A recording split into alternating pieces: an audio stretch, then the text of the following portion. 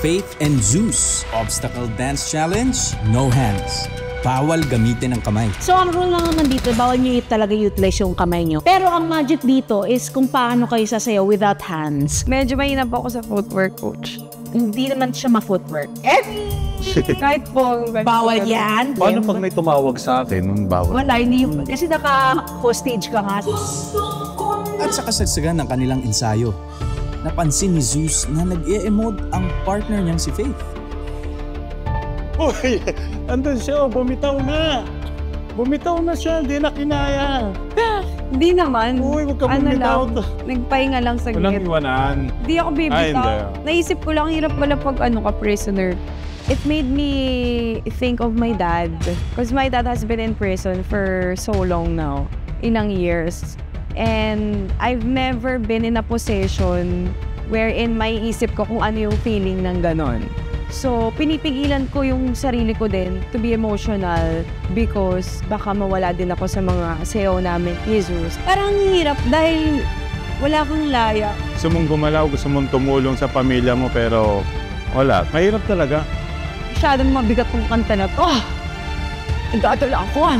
Walang kawala sina Faith at Zeus sa kanilang no hands obstacle dance. Bawal gamitin ang kamay.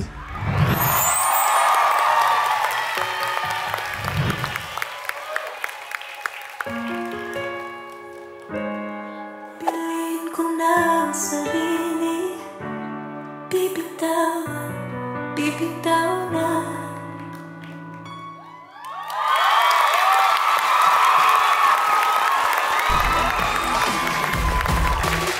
What a heartfelt, no hands dance choreography that is. Ano yung naging journey nyo with the concept?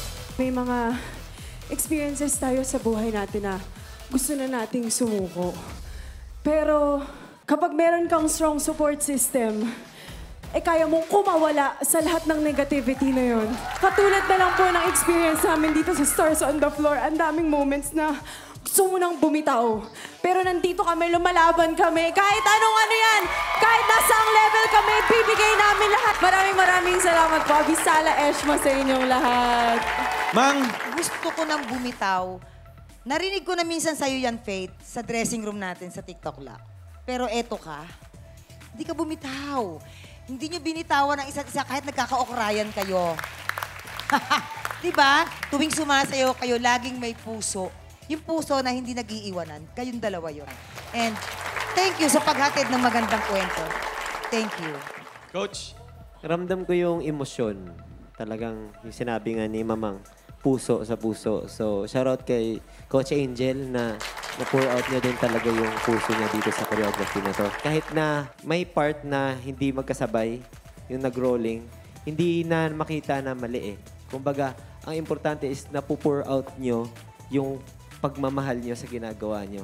Kaya siguro naging mas emotional to kasi patapos na eh. Malapit nang matapos pero gusto nyo pang ibigay kung ano pang natitira sa inyo. So, dati yan. Actually, isa ito sa pinakamaganda niyong performance. Ito yung medyo, yung emosyon na, yung nahuhook ka na parang, oh, shucks, ay, emotional, ay, umiiyak na rin. Ganong kalakas yung impact na emosyon na pinaramdam nila sa amin habang sumasayaw sila ng no hands. Thank you. Yan. Thank you, Dance Authority.